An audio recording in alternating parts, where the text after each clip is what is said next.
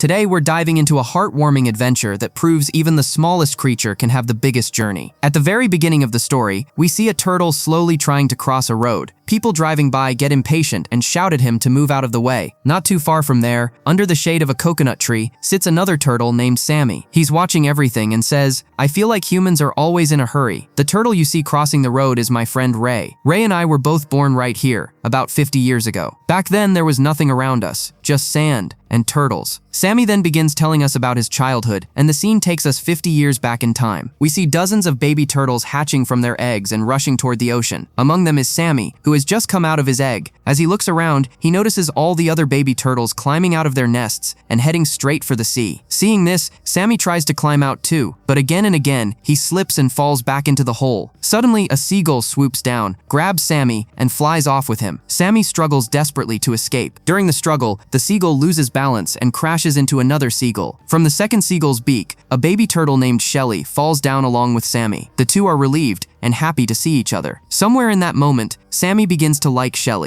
They both fall down, but Sammy lands on a piece of floating wood. He's badly hurt. When Shel asks him to come with her into the ocean, Sammy realizes he can't move. Shel doesn't want to leave him alone, but suddenly a huge wave crashes in and sweeps Shel away. Just like that, they are separated. That night, Sammy is still lying on the same piece of wood. As he sleeps, he has a nightmare. He dreams that a seagull is trying to eat Shel. The dream jolts him awake. He looks around, but no one is there. Then another massive wave hits, carrying the wooden plank along with Sammy far out into the sea, and this is how Sammy's ocean journey begins. The next day, Sammy meets a group of turtles who warn him about traveling alone. They tell him the ocean is huge, dangerous, and scary. They also frighten him with stories about a white shark called Barracuda, saying it's the fastest and deadliest hunter in the sea. But one turtle tells Sammy, "Don't listen to all of them, follow your heart." As the turtles leave, they warn him, stay away from fishing nets and never eat plastic. After they're gone, Sammy leans down to drink some seawater, when suddenly a piranha attacks him. Sammy barely manages to escape. When he looks down into the water, he sees huge sharks swimming below. Terrified, Sammy freezes. At the same time, we are shown another turtle, Ray, who is desperately searching for something to float on, but no one lets him onto their raft, and Ray feels heartbroken. Then Ray accidentally crashes into Sammy's floating plank. Before long, the two strike up a conversation and quickly become good friends. Sammy invites Ray to stay on his raft. That's when they realize something amazing. They were born on the same day. In a way, they were brothers. From that moment on, the two of them travel together across the ocean for the next 10 years. They dive into the deep sea, eat seafood, have endless fun, and enjoy life to the fullest. And just like that, while laughing and exploring the ocean together, Sammy and Ray slowly grow up. One day, Sammy finally tells Ray about Shel.